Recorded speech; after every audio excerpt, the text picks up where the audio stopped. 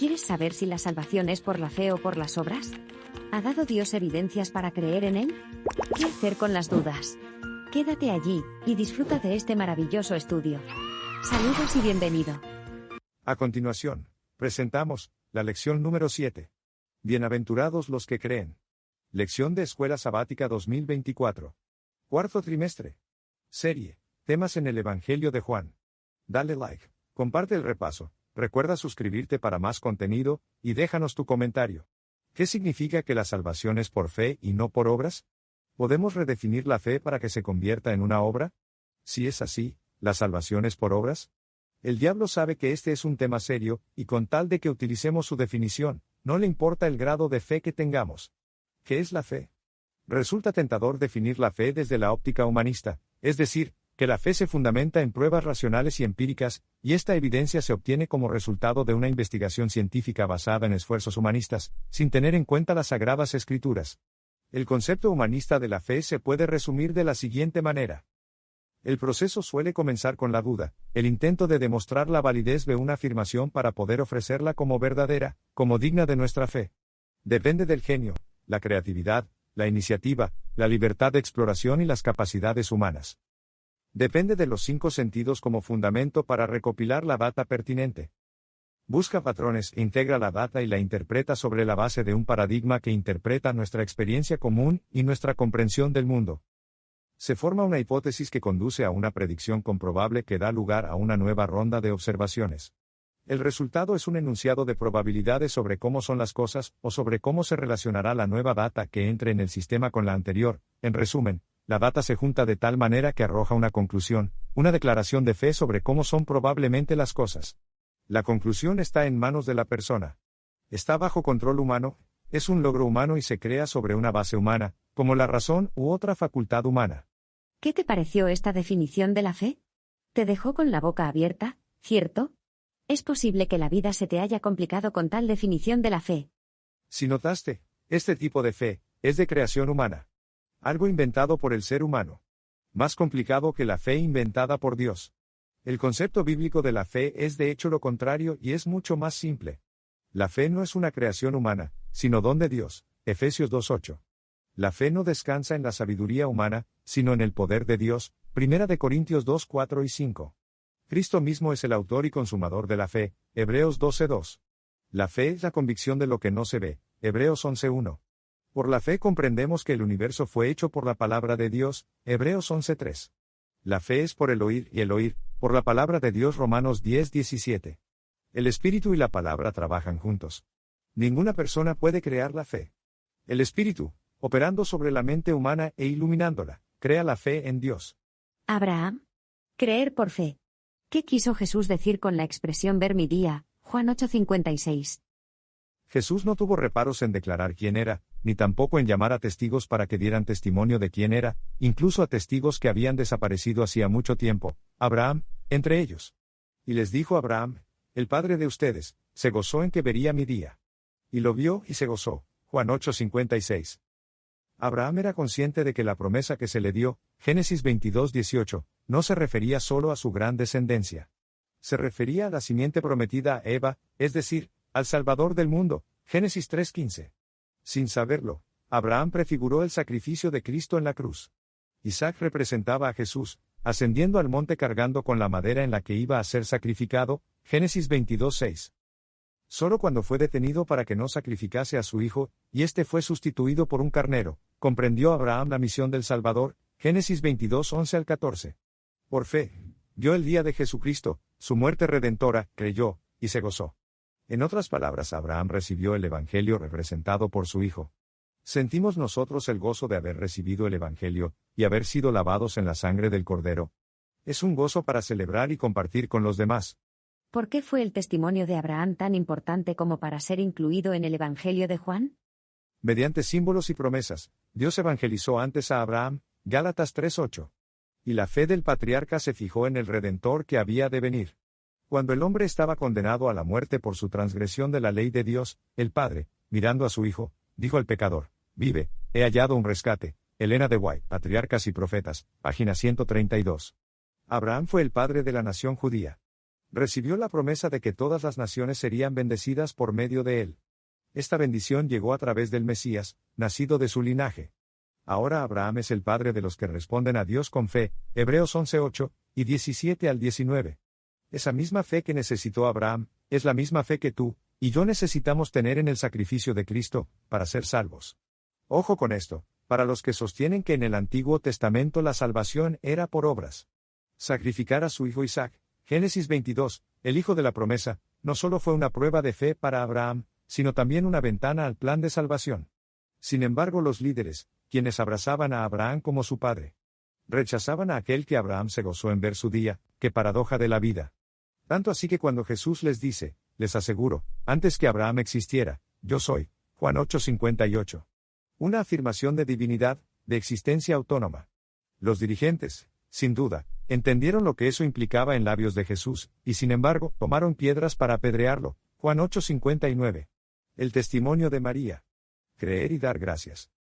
6 días antes de la Pascua, Jesús fue a visitar a María, Marta y su hermano Lázaro, a quien Jesús había resucitado. Simón, que había sido curado de la lepra, celebraba una fiesta en agradecimiento por lo que Jesús había hecho por él. Marta servía, y Lázaro estaba sentado a la mesa con los invitados, Juan 12:1 al 8. Hubo varias razones que llevaron a María a ofrecer a Jesús un costoso perfume, y ungirle con él, Juan 12:1 al 3. 1. Jesús había perdonado sus pecados, Lucas 7:44 al 48. Lo que indica que Jesús es Dios, porque solo Dios tiene la potestad de perdonar pecados. 2. Jesús había resucitado a su hermano, Juan 11:1 al 2. Solo Dios puede devolver la vida al que ha fallecido. 3. Jesús había hablado de su muerte, Juan 12:7. Solo el dador de la vida por medio de su muerte, podía devolverle la vida a sus criaturas. María estaba agradecida por el perdón, por la vida de su hermano, y sobre todo por el sacrificio del Maestro a favor de ella y de toda la humanidad. Sin embargo, Simón, el anfitrión, estaba allí, pensando en que esta mujer era pecadora, Lucas 7:39. Por el otro lado aparece Judas, quien solo pensó en el beneficio que podría haber sacado con tan costoso regalo, Juan 12:4 al 6.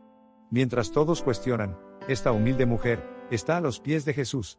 Mientras otros piensan que está perdida, ella es la que es salva por su fe en Jesús. Cuando las cosas no andan bien en nuestra vida, tendemos a proyectar nuestra situación en los demás. Hay lecciones que necesitamos aprender, aun de aquellos que aparentemente están perdidos para nosotros. Pero Jesús conocía el corazón de todos. A Simón le hizo ver su falta de agradecimiento. A Judas le dijo que no pusiera a los pobres como excusa. Para María solo tuvo palabras de cariño, y recompensó su fe recordándole que sus pecados estaban perdonados, y exaltó su acción ante Judas y los demás. La mejor opción es estar a los pies del Salvador. Estar a los pies del Maestro será la parte que no nos será quitada. Pero María, al derramar su ofrenda sobre el Salvador, mientras él era consciente de su devoción, le ungió para la sepultura.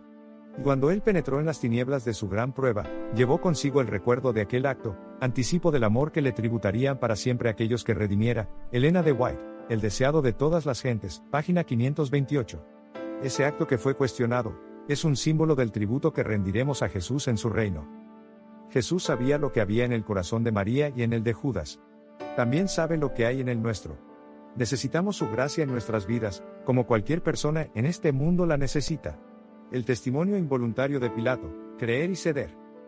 Juan registra una y otra vez los intentos de los líderes religiosos de apresar a Jesús, llevarlo a juicio y sentenciarlo a muerte. Un tema característico del Evangelio de Juan es que aún no había llegado su tiempo, o su hora, es decir, el momento de su crucifixión, Juan 2:4, 7:6, 8. Sin embargo, ahora había llegado la hora. Jesús fue arrestado en el huerto de Getsemaní, llevado ante Anás, luego ante el sumo sacerdote Caifás y 2 veces ante Pilato. Juan ha llamado a muchos testigos de todas las clases sociales para que den testimonio de que Jesús era el Cristo. Ahora Juan llama a Pilato, el gobernador que juzgó a Jesús. Este fue un testimonio importante porque Pilato era romano, gobernador y juez. La mayoría de los otros testigos eran judíos y plebeyos. Jesús fue llevado ante Pilato el viernes de mañana, temprano, Juan 18:28. El plan de los conspiradores era enviar rápidamente al prisionero a la cruz. Pero el comportamiento de Jesús llamó la atención de Pilato. El gobernador interrogó atentamente a Jesús y escuchó de sus labios: yo para esto he nacido, para esto he venido al mundo, para dar testimonio de la verdad. Todo el que es de la verdad oye mi voz. Juan 18:37. Después de escuchar a Jesús hablar acerca de la verdad, Pilato quedó convencido de su inocencia. Juan 18:37 al 38. Después, volvió a declarar que Jesús no había cometido ningún delito. Juan 19:4. Incluso intentó apelar a los sentimientos de humanidad de la multitud, y declaró nuevamente su inocencia. Juan 19:5 al 6. Pero el punto culminante fue cuando supo que Jesús se declaraba Hijo de Dios. Pilato entró en pánico. Juan 19:7 al 8. Al hablar con Jesús, se convenció de la realidad de esta declaración. Juan 19:9 al 11. Si Jesús era lo que decía ser, debía tomar una decisión: creer y soltarle, o rechazarle y dejarle morir. Aunque el gobernador condenó finalmente a Jesús a muerte, proclamó 3 veces su inocencia. Juan 18:38, 19:4 y 6. Sin embargo, la presión de la turba pudo más que su propia convicción. Creyó, pero cedió a la presión. Perdió su vida eterna para conservar su poder. Juan 19:15 y 16. ¿Será que aun sabiendo que necesitas arreglar tu vida con Jesús, cederás a la presión del grupo, para seguir hundiéndote más en el pecado? ¿Aun cuando estás convencido o convencida de la verdad? ¿Renegarás tú de la fe por contentar a los que te rodean, a tu familia o amigos? Pilato es un ejemplo sobre los peligros de permitir que el sentimiento popular y la presión grupal nos impidan hacer lo que creemos correcto. Si tienes que nadar contra la corriente, nada, pero no te dejes ahogar. Nada en el nombre de Jesús. Lee Juan 20:19 al 31. ¿Qué podemos aprender de la historia de Tomás acerca de la fe y la duda? ¿Qué grave error cometió él? Tomás no estaba presente cuando Jesús se presentó en el aposento alto tras su resurrección. Juan 20:19 y 24. Aunque los apóstoles y otros testigos le aseguraron haber visto a Jesús resucitado, Tomás no les creyó. En lugar de aceptar su testimonio, fijó sus propias condiciones para poder creer. Juan 20:25. Algo que suele suceder con nosotros. Le decimos al Señor: si haces esto o aquello, entonces creo. Si Dios me sana, entonces le entrego mi vida. Dios es tan bueno que nos sana. Mas sin embargo, la promesa que hicimos la tiramos a la basura. Vemos el milagro de Dios en nuestra vida y aún viendo, no creemos. Es decir, somos peores que Tomás. Porque al menos Tomás vio y creyó. ¿Cuántas veces no hemos visto a nosotros el poder de Dios manifestarse en nuestra vida? A pesar de la incredulidad de Tomás, Jesús le dio una nueva evidencia al presentarse ante él, responder a la duda exacta que había manifestado, e invitarle a creer. Juan 20:26 al 27.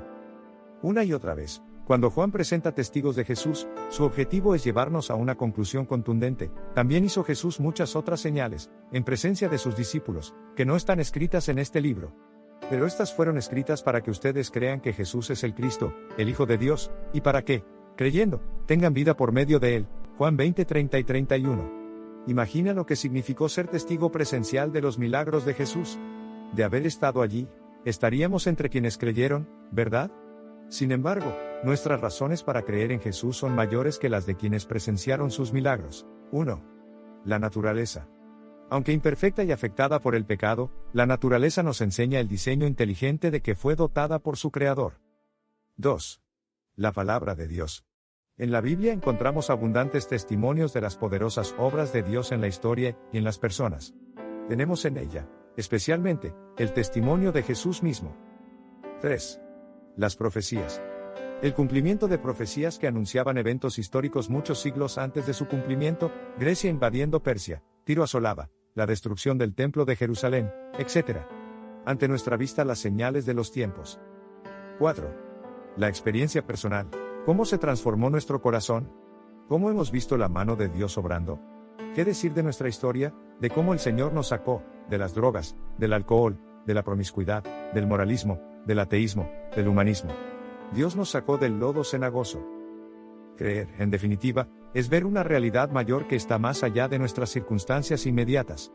En este momento que tal vez estás dudando, o sientes que tu fe no es suficiente, podemos hacer el pedido que hizo aquel señor que tenía a su hijo endemoniado, y los discípulos no pudieron sacarle el demonio.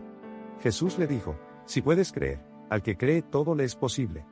E inmediatamente el padre del muchacho clamó y dijo: creo, ayuda a mi incredulidad.